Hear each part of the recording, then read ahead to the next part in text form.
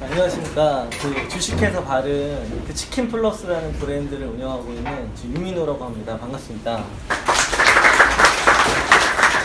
들리시나요? 네. 오랜만에 뵙는 분도 계시고 처음 뵙는 밴들이 굉장히 많으신데요. 우선 강의에 앞서서 지금 업력이 길지 않아요. 지금 1년도 안 됐고 지금 브랜드 준비부터 이제 시작한 지 9개월, 10개월 정도 됐습니다. 지금 매장은 이번 달 되면 65개 정도 될 것 같고요. 그래서 업력이 짧음에도 불구하고 이렇게 많은 분들 앞에서 강의할 수 있는 기회를 주신 공유FC 관계자분들께 다시 한번 감사를 드리고요. 그리고 되게 오늘 하루 동안 되게 일하시느라 많이 힘드셨을 텐데 저녁 늦게 또 이렇게 이런 좀 이 시간에 멀리 와주셔서 혼자 이제 오기 전에 걱정했거든요. 혼자 독백하다 가면 어떡하나. 혼자 얘기하다가 가면. 근데 많이 와주셔서 정말 다시 한번 감사드립니다. 사실 제가 강연 요청을 받고 제목을 말씀드리는데 경영과 행복이라는 게 갑자기 생각이 나서 제가 되게 좋아하는 주제 두 가지라 이렇게 한다고 했는데 사실 제가 이런 주제로 얘기하기에는 사실 좀 오만한 주제긴 해요. 아직 업력이 길지 않기 때문에. 그래서 어떻게 얘기를 할까 되게 고민을 하다가 계속 이런 자료를 못 만들고 있었어요. 그러다가 이제 확실히 사람이 쫄리면 된다고 어제 새벽 2시에 끝난 자료입니다. 어제 저녁부터 시작해서 하나씩 이제 말씀드리도록 하겠습니다. 자, 첫 번째는 이런 질문을 한번 해보게 됐어요. 사업을 이제 운영을 하다가 과연 사업이란 뭘까? 이런 생각을 해봤는데 그거에 앞서서 사업을 왜 하는 걸까요? 도대체 많은 분들은 왜 사업을 하는 것일까요? 왜? 저희 이제 회사의 동료분이신 철이님 사업을 왜 할까요? 제가 안 하고 있는데? 네, 안 하고 있는데. 자, 한번 여쭤보겠습니다. 사업을 왜 할까요? 왜 사업을 하신다면 왜? 좋은 것을 같이 나누고 같이 네. 나눈 만큼 이익을 얻는 거라죠. 제가 오늘 강의할 내용을 다 얘기해 주셨어요. 그래서 끝났어요. 더 할 얘기가 없어요. 사업을 하는 이유는 사람들마다 이게 목적이 조금씩 다른 것 같아요. 어떤 분들은 돈을 벌기 위해서 하시는 분도 계시고 또 앨런 머스크 같은 경우에는 더 큰 이상을 바라보고 하는 것 같아요. 구글 CEO나 우주 여행이라든지 더 큰 이상을. 근데 어떤 이상을 갖고 어떤 목적을 갖던지 간에 사업은 결국에는 돈이 벌리지 않으면 지속되기는 힘든 것 같아요. 그래서 어떤 이익이 창출돼야 되는 걸로 봤을 때는 돈과 뗄래야 뗄 수 없는 것 같습니다. 돈하고. 그러면 또 이런 질문을 한번 또 생각을 해봤어요. 그럼 돈이란 무엇일까? 돈은 과연 뭘까? 돈은 뭘까 또 생각을 해보니까 그럼 돈이 없던 과거에는 어떻게 살았을까? 예전에는 아마 그랬던 것 같아요. 누구는 이렇게 생선을 잡고 누구는 채소를 길러서 서로 생선을 기른 사람하고 채소를 기른 사람하고 교환을 하고 쌀을 재배한 사람하고 생선을 이제 잡은 사람 교환하고 어떤 물물 교환을 이루어지다가 그걸 좀 더 이제 교환량이 많아지면서 좀 더 편리하게 하기 위해서 화폐가 생겼을 것 같아요. 화폐. 그렇죠? 그렇게 돈이 생긴 것 같은데 그럼 돈이라는 건 사실 그거 같아요. 그냥 물물 교환의 하나의 수단일 뿐인 것 같아요. 돈은 다른 게 아니라 물물 교환의 수단이다. 돈에 대해서 딱 돈의 개념을 확실하게 하는 거는 사실 이건 것 같아요. 주고 받는 거다. 무언가를 주고 받는 게 바로 돈인 것 같아요. 근데 이런 돈이라는 건 주고받음이고 사업은 그 주고받음인데 왜 실패하는 걸까요? 왜? 이런 생각도 또 해봤어요. 그럼 되게 심플해요. 사업은 돈은 주고받는 게 돈이에요. 옛날에는 쌀을 받았지만 지금 돈을 받을 뿐이죠. 근데 실패하는 원인은 이런 것 같아요. 첫 번째, 상대방이 원하지 않는 것을 주고 원하는 걸 받으려고 할 때, 그렇죠? 뭔가 원하지 않아요, 상대방은. 근데 그거를 주고 자꾸 물물 교환을 하자고 얘기해요. 그럼 당연히 거래가 이루어지지 않을 것 같아요. 두 번째, 누구나 쉽게 줄 수 있는 것을 좀 더 비싸게 이렇게 받으려고 하겠죠. 누구나 쉽게 줄 수 있는 것을. 세 번째, 적게 주고 많이 받으려고 할 때, 이럴 때 거래가 이루어지지 않는 것 같아요. 제가 가맹점 사장님들을 이렇게 창업할 때 교육하거나 이럴 때 보면 기존에 많이 실패하셨던 사장님들은 되게 이 셋 중에 하나를 많이 하고 계셨던 사장님이에요. 그러면은 장사가 이제 사업이 되려면 이거 반대로 하면 되는 것 같아요. 반대. 사업이 성공하는 반대로 첫 번째, 상대방이 원하는 것을 준다. 상대방, 내가 원하는 걸 주는 게 아니라 상대방이 원하는 거를 주는 게 중요한 것 같아요. 첫 번째는. 두 번째는 누구나 쉽게 주지 못하는 것을 준다. 누구나 쉽게 주는 거는 가치가, 부가가치가 높지 않겠죠. 누구나 쉽게 주기 어려운 것을 준다. 저희가 이제 치킨 사업을 하다 보니까 많은 가맹점 사장님들이 이렇게 얘기를 하세요. 저희 배달이 많은데 우리는 그 오토바이 배달 직원 관리하는 게 힘들어서 배달하기 싫어. 아니면 배달 직원 관리하는 게 힘드니까 배달 대행을 쓸 거야. 그쵸? 돈에 대해서 정확히 좀 애매한 거예요. 남들이 다 할 수 있는 거는 가치를 창출할 수가 없죠. 어려운 거를 해야 가치가 창출됩니다. 그래서 대응이 이런 거. 그리고 또 하나는 많이 주고 적게 받으면 돼요. 많이 주고 적게 받으면 됩니다. 근데 대부분의 사장님들은 어떨까요? 뭐 대부분은 아니지만 어떤 사장님들은 조금 주고 많이 받으려고 하죠. 그렇죠? 서비스를 주지 않고 돈을 받으려고 해요. 당연히 거래가 이루어지지 않겠죠. 이런 것 같아요. 그래서 저는 어떤 책에 이제 윤석철 서울대 명예교수님 삶의 정도라는 책에 사업의 생존 부등식을 이렇게 딱 한 문장으로 표현했더라고요. 제품의 가치에서 그 판매가를 뺀 나머지 걸로 원가 비용보다 높으면 이건 생존한다, 이 기업은. 그렇죠? 이렇게 한 문장으로 표현을 해주셨어요. 저는 그런 것 같아요. 저는 자, 요즘 이제 사업을 준비하실 때 많은 분들이 이렇게 말씀하시는 것 같아요. 저한테 이제 사업 어떤 아이템이 좋아? 요즘에 뜨는 게 뭐야? 요즘 무엇이 돈이 돼? 어떻게 해야 벌 수 있어? 라는 다 받는 관점에서부터 출발하거든요. 버는 관점에서 출발해요. 그 돈이라는 거는, 사업이라는 건 주는 관점, 주고 받는 건데 대부분은 받는 관점에서 시작하기 때문에 실패율이 높아질 수밖에 없을 것 같아요. 그래서 이 반대로 사업은 이런 것 같습니다. 요즘에 사람들은 뭘 원하고 있지? 도대체? 어떤 것들을 원하고 있을까? 두 번째, 이것들을 이 원하고 있는 것 중에 어떤 걸 해결해 줘야 좋을까? 세 번째는 이런 것들에 주는 관점에서 접근하는 게, 사업의 출발은 받는 것부터 생각하는 게 아니라 무엇을 줄 수 있을까의 생각부터 접근하는 게 올바른 방향이 아닌가. 예를 들어 이런 관점에서 이렇게 다니다 보면 사업할 게 너무 많아요, 사실. 그쵸? 요즘에 뭐 지난주에도 누구 만났는데 요즘 분유값이 너무 비싸대요. 젖병이 너무 비싸대요. 그쵸? 학원비가 너무 비싸대요. 사교육비가. 그리고 이제 저희가 사업을 하게 된 계기는 치킨값이 비싸대요. 그쵸? 그리고 환경이 안 좋아진대요. 에너지가 너무 낭비된대요. 건강이 안 좋대요. 우주여행을 가고 싶대요. 이런 게 전부 사업의 기회예요. 이런 게. 그쵸? 그래서 저는 이제 이런 생각을 하다 보니까 이제 어떤 분들하고 이제 만났을 때 어떤 문제가 있다. 이게 요즘에 문제야라는 게 되게 관심 있게 들리기 시작했어요. 앞으로 우리가 진출해야 될 시장들인데? 이렇게. 그럴 때 이제 대부분은 이렇게 얘기해요. 그거 어려워. 남들이 이제 많은 분들이 얘기하죠. 그거 어려워. 그거 되겠어? 어려워? 그럴 수 있어도 기분 좋으면 돼요. 남들이 어렵다고 할수록 어려워? 그럼 이익이 더 커지겠는데? 내가 그것만 해결한다면, 내가 그 문제만 해결한다면 내가 그걸 이익을 크게 낼 수 있겠다. 그래서 기분이 좋아지시면 됩니다. 해결하기 어려운 걸수록 다시 말씀드리면 부가가치는 증대되게 돼 있는 것 같아요.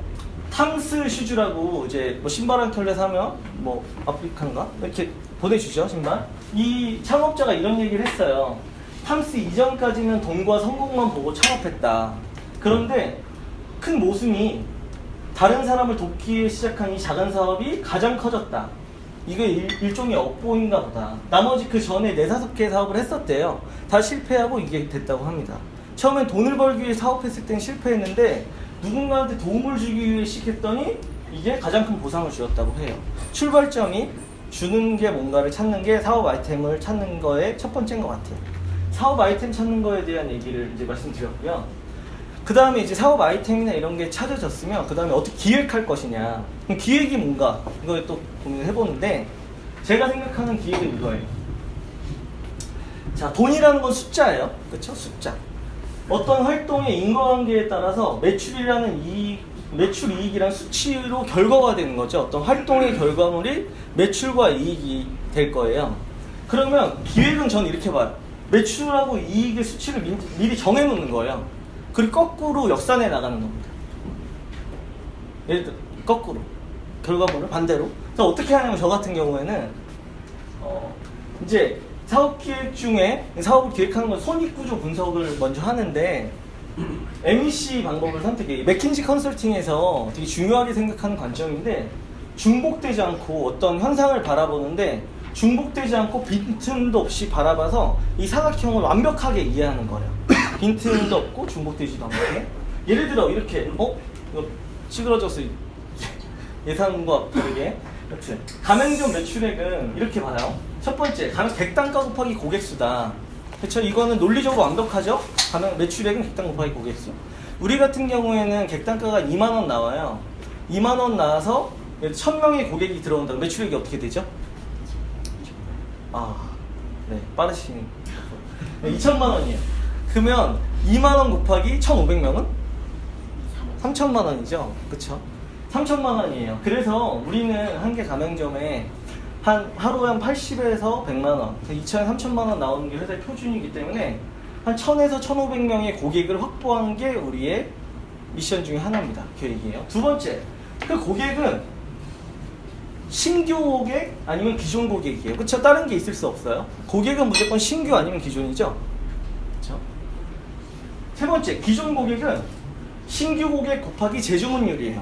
그쵸? 신규 고객이 들어와서 재주문율이 기존 고객이 되겠죠? 그러면 신규 고객을 늘리는 방법들은 또 뭐냐? 또 탐구를 하게 돼요.